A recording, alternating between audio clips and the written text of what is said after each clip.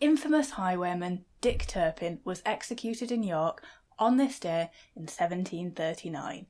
He's one of those people, isn't he? You can't really tell if they were real or not because the stories blur with the facts. You know, like Dick Whittington or Jesus. But they were all real. So who was Dick Turpin then, and what did they finally get him on? Well, Richard Turpin was born in his dad's pub in the village of Hempstead in Essex, not to be confused with Hampstead in London or Hemel Hempstead in Hertfordshire. He was the fifth of 6 children, and he followed his father into the pub and butcher's trade. The only description that we have got of Turpin's appearance is from the London Gazette following, spoilers, one of his crimes, saying, "He is a tall, fresh-coloured man, very much marked with the smallpox, about 5 feet 9 inches high, wears a blue-grey coat and a natural wig." He married Elizabeth Millington when he was about 20 years old, and they opened a butcher's shop together. It wasn't long before he joined the Essex gang. They were deer thieves, and as a butcher, he was well placed to dispose of the evidence. I mean, I assume that they were selling the meat and they weren't just stealing the deers for the rush of it, but the gang then realised that there was actually way more money in robbing houses than robbing deers. So, Turpin abandoned his wife and joined them around 1734. They broke into the houses of people in their 70s, which is pretty old for the 1700s. I guess it's the equivalent of being about 120 now.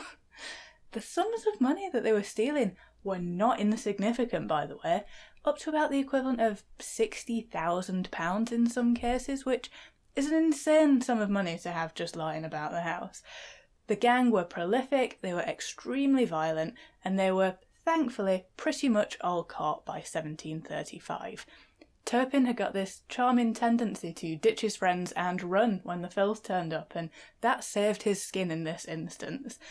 And it is worth noting here, though, that large rewards and immunity were offered to gang members should they dob their fellows in. With his gang all either in prison, executed, deported to Australia, Turpin decided to become a highwayman. Obviously, once tarmac had been introduced, the term was updated to roadman. Instead of breaking into people's houses, Turpin would now break into their pockets as they travelled betwixt places. Epping Forest was his usual haunt, and this was where he entered his murdering era. He may or may not have shot one of his friends as someone tried to take back their stolen horse.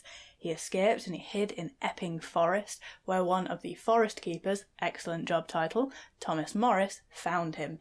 On the 4th of May 1737, Turpin shot and killed Morris, then he ran away. He decided to bounce after this and he disappeared up north, appearing in York under the name John Palmer, where he decided that he was going to begin again and lead a quiet life. He shot another man's game cock in the street, and when the guy was like, "Hey!" he threatened to shoot him too. You know, just the usual stuff you do when you're laying low. Obviously this incident was reported. Obviously Dick refused to pay for the cock. Obviously he got taken into custody. And it was here that authorities figured he actually might be a horse thief, so they sent him on to York Castle.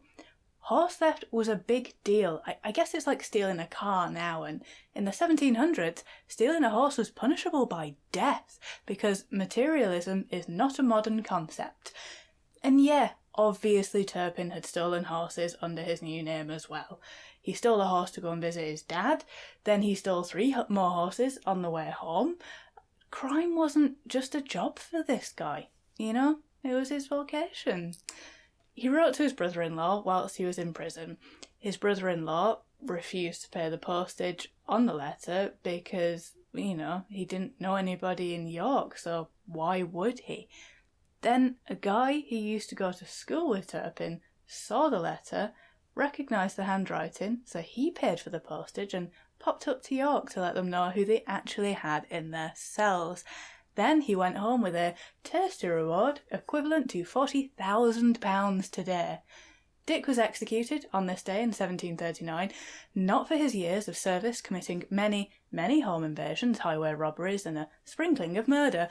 No, it was for stealing 2 horses. This was the equivalent of getting Capone on his taxes, wasn't it? Dick's body was stolen from its grave by body snatchers, but it was recovered and then reburied.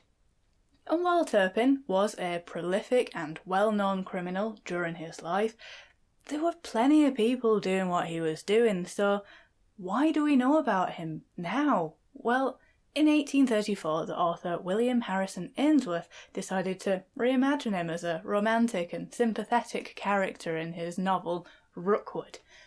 And now he's kind of thought of as this sort of Robin Hood type guy, rather than the horrible criminal that he was. It's amazing what good PR can do, isn't it? Thank you so much for watching. Why not subscribe, and I'll see you tomorrow.